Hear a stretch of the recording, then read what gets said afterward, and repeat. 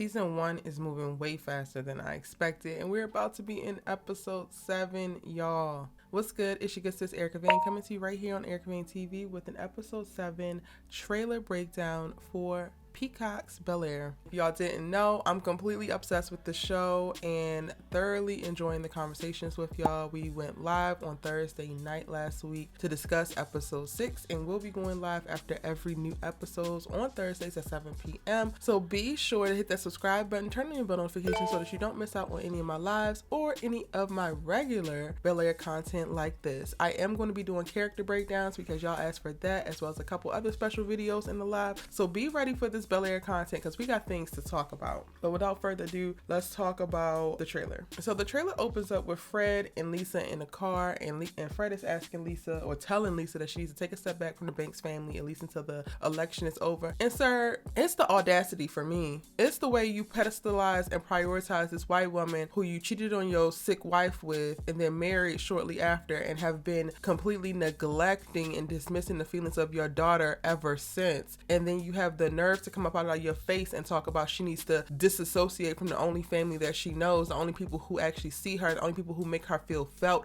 and heard. Sir, go to hell. Disrespectfully. I knew I didn't like you from the moment that you hopped your behind on this television screen, and you have only proven to continue to be a menace ever since. You are right behind Carlton in the whole look at these coons act, and I can't, okay? I can't. Needless to say, Lisa don't want to hear none of that, and she ain't gotta listen to you, father or not. Vivian Banks is more of her mother/aunt than you will ever be in reference to parental units. So no, she ain't gonna be able to keep her distance. We're gonna keep it pushing, and she gonna go ahead and get her man out of this whole thing. Child, and from there we get to see the Hilary video that she was recording at the end of last episode. We get a voiceover, 2,000 likes and counting. That sounds like it's on VIV saying that. So she done found the video, and now Hilary is flailing, and she is going to go try to get the video taken down. Honey, that video probably ain't coming down, but once it's on the internet, it is on the internet. We gonna have to go ahead and deal. And the thing about it is, Hilary, I get it, but girl, you did it. Your father is running for DA. It's probably gonna cause some problems with his campaigns. However, your platform is probably blowing up, and you look utterly incredible. Like, you look like a work of art, mama. So we don't get this video taken down. It's not the worst thing that could happen. Child, then we get to the part of the trailer that I'm actually really here for. Mr. Reed Broderick. Geoffrey did his research. He got a little file on him talking about something. Mr. Broderick has a history. He's of concern. Okay, cool. But look at them sitting at this little luncheon on this rooftop, cackling and kicking and smiling and enjoying themselves. I have already told y'all where I stand when it comes to the Reed situation, because Michael Ealy is Michael Ealian, and I have already, made amends. I told y'all that I talked to the Lord. You know what? Actually, let's run the live back. Go ahead and hear what I said in the live. Them damn eyes. I'm gonna say it one more time. Go ahead and surrender, sis. Every now and again, we all take an L.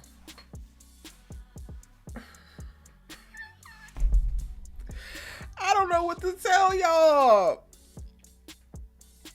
It's over for Phil. I'm gonna need him to clock out. Clock out, leave your badge.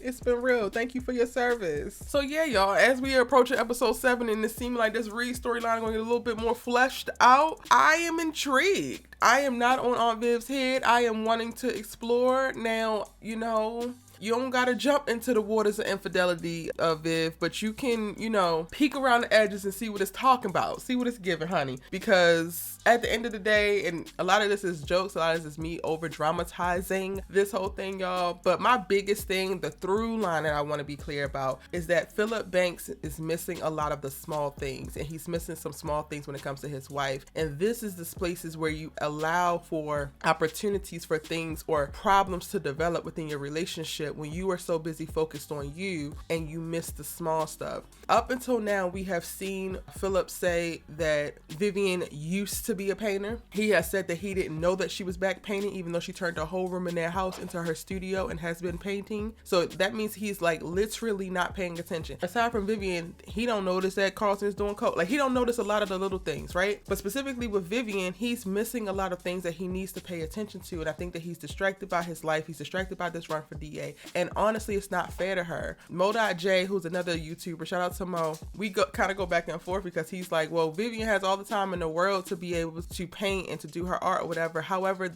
I don't think that that's true. I think that people discount all of what women bring to a household. She has to be mom, she has to be wife, now she has to be potential DA's first lady, and like what all of that entails. And then she also has her job, so she's already struggling creatively to get back to a thing that she loves and she really deeply cares about. And the fact that Phillip has kind of like put it out of his mind as if painting was never going to be a thing again for her, not even so to like check in and be like, hey, how you feeling, like you haven't painted in this amount of time, do you want to take a class, do you want to, you know, do a date night and you paint me, or whatever that he could do to try to spark that interest and spark that creative thing for her. And then also by way of doing that, let her know that he's paying attention. I personally don't think that Phil is paying attention to his wife. I think that he has gotten used to her being this amazing Michelle Obama type that she's being, and she's being neglected personally. And that is why there's an opportunity for Reed Broderick to present himself, to stare into her eyes intently, to stare into her artwork intently, and to speak a language that Phillip doesn't even know because he's never even put any effort into developing that. So again, I ain't opposed to Aunt Viv picking her little head around the edges of the water of this Reed Broderick lake and or ocean, because she's going without, and I don't think that she should have to go without, especially when all Phillip has to do is make an effort. He's making an effort to figure out who Reed Broderick is. Won't you make an effort to go down to Barnes & Noble, find out Art Appreciation for Dummy book, and bring your butt into that room to figure out what it is that she loves about this stuff so much so that you can try to connect with her in a way that is truly meaningful to her. How about you do that? Relationship advice for y'all, you know what? And before I get off the Reed Broderick moment, y'all, let's go back to the chat real quick, or the live, because I was cutting up in this live talking about him, honey.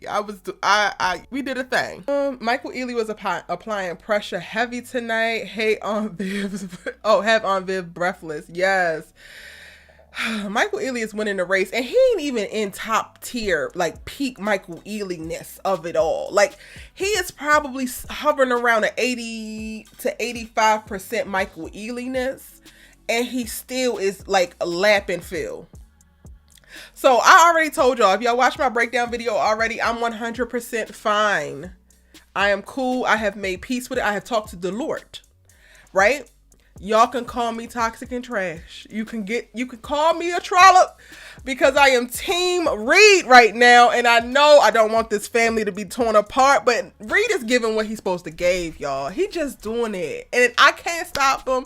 Viv can't stop him. So it's just like, at some point, sometimes you just know that the battle is already won, right? And sometimes you just gotta concede.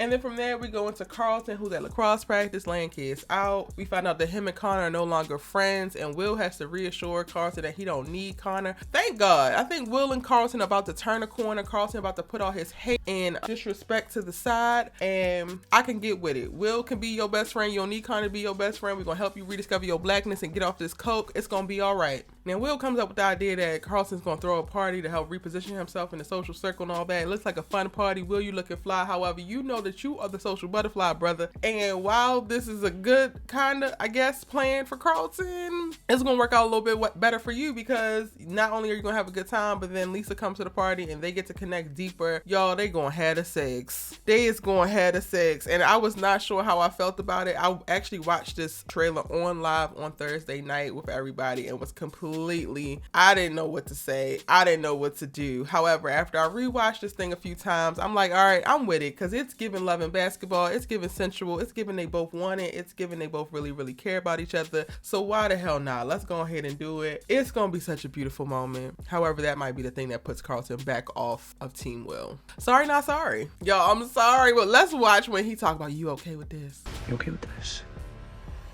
Oh, it's so cute. I can only dream. I can only dream that when my future daughter decides that she wants to do this, that she has a young man who has this much intention about him when they do it. Okay. Anywho, that is my full breakdown of the episode 7 trailer of Bel Air. As I have said multiple times, I'm obsessed with this show. I'm gonna keep talking about this show. Y'all hit me up on social media, because I am literally willing at any point in the day to stop what I'm doing to talk about this show. I am that much so obsessed. Okay. At ericavane.com on Twitter, on Instagram, on TikTok. I need to get some more content on TikTok talking about it because the world needs to understand how amazing that Bel Air is, okay? I don't think that y'all really get it, but y'all need to get it. Bel Air is that girl, honey. Peacock, y'all did something with this and you put me on notice, and now I'm appreciative. But now it's your turn. Jump down in the comment section. Let me know what you're thinking about the episodes to come. What are your thoughts, theories, and predictions? We'll respond to your comments. Also, make sure you like this video because you made it all the way to the end and you liked it. Matter of fact, go ahead and give me some little like sparkle emoji or something in your comments so I know that you watched the whole video. You a real one, and I gotta show you some extra special real love. Okay?